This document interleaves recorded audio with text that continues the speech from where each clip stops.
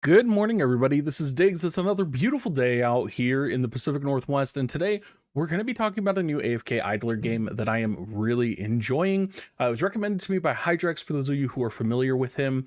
We're going to talk about what I enjoy about it, what makes it fun, and how you can join my guild if you do want to join my guild. So let's go ahead and dig in. So this game kind of came out of nowhere for me. It is definitely not a game that's going to take a ton of coverage. I'll probably be talking about it off and on the channel or playing it in between maintenance streams and such. But it is an auto idler battle game essentially, and it is a little bit of a waifu simulator. I'm a little bit hesitant on that to call it that, because I feel like a lot of times waifu simulators are a little bit more cringe than this, and I feel like this game is really very much gameplay first and very gameplay focused. It has been released in other countries for quite a while now, and there are a couple people who have kind of gone through everything.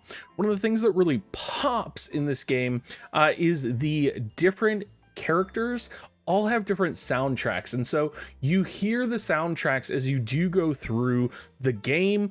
You hear probably some of the most beautiful music you've ever heard in an actual game. It's almost all voiced. It's incredible. It's absolutely a fantastic soundtrack, and that's one of the things chat was talking about as we were playing it on stream last night, non-stop. Now, being an auto idler, you are going to be doing a lot of things like just letting time pass. You can see down here in the lower left, you have winning percentage of your auto idle battles. You get EXP, you get job class increases, gold, you get job class enhancement materials. So when you do start up the game, you do kind of want to try and progress as far as possible, because you do get stronger the further you are in the game. Now, a lot of people might be wondering how steep of a pay to win curve this game is. It actually doesn't feel very pay to win at all. I think obviously you can pay to win, and you can pay to essentially catch yourself up or increase the power level of your characters, but just looking at this, I have almost a good chunk of the character roster, and I am not even that far into the game yet. This is me probably playing reasonably free to play over the course of the last couple days. So these are all of the LRs, or the max rarity characters. I have 3, 4, 5, 6, 7, 8 of them already. Important to note, 2 of them are basically given for free, but still being able to have 8 is pretty incredible, and it is definitely very good. If you are re-rolling as well, just to give you a heads up, Frisia is apparently one of the better characters because she is a healing type character. So you may want to, if you are re-rolling, now granted this is not a re-rolling guide, you may want to re-roll for Frisia. Now, we are playing on World 1, and we do have a guild, so if you guys do want to play with us, we are on World 1, and it is important that you choose the right world. And you do want to go ahead and just look up Mole Colony. There's 4 of us right now. Again, very casual, but one of the things that I love about this game is it is very casual in nature. It has a good chat interface. It has mild guild content that you can do relatively quickly. You can chat to people, and there's other guild stuff that's coming. You have trials, right? So like Cavernous Spacetime, you do once every 48 hours, and it does give you specific special rewards. You have Fountain of Prayers, which is kind of like dispatch missions, right? These are missions that you're basically going to be sending people out on. You're going to auto select some of your units that you want to send out, and you're going to dispatch them in order to finish that. You have Tower of Infinity, which is exactly what it sounds like. You're going to keep climbing to get more gear, and then once you kind of reach a level, you're going to reap a couple of these every day in order to farm up the gear for your characters. And while we're talking about characters, let's talk about kind of the leveling up progression system that you do have. You do level up the characters pretty straightforward, pretty standard, what you would expect, I would say. say. You kind of hit certain breakpoints. So when you hit every 20 levels, you have a breakpoint where you do need to use this red currency. It's called kindling orbs, which is a little bit restricted. You do also have equipment enhancement, which of course you can build in, you can upgrade, and you can attach runes to different pieces of gear as well, to increase the different type of gear. But it's not the most complicated, which is nice. You do also have a whole suite of abilities and characters that all do very much different things.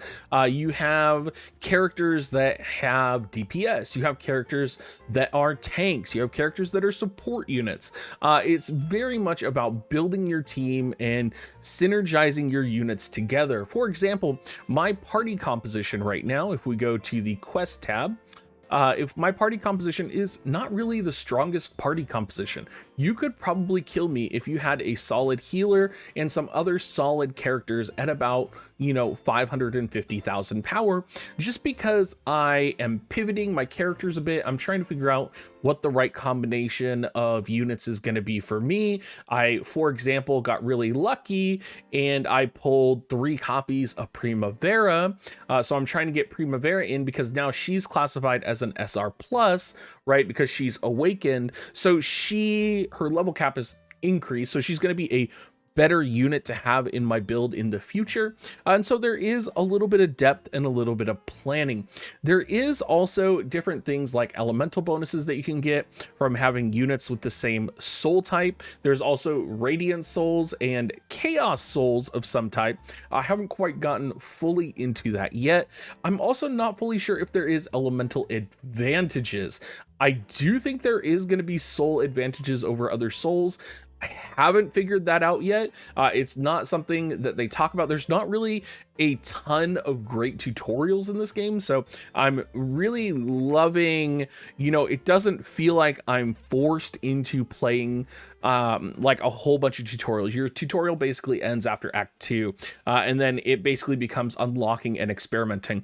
The flip side of that, though, is that I didn't know about equipment enhancement for a really long time, because how I found out about equipment enhancement is I do come in here and I'm like, okay, raise one character to level 70, done. Oh, mount level 2 runes in 3 slots. I got this mission. I should go do that, right?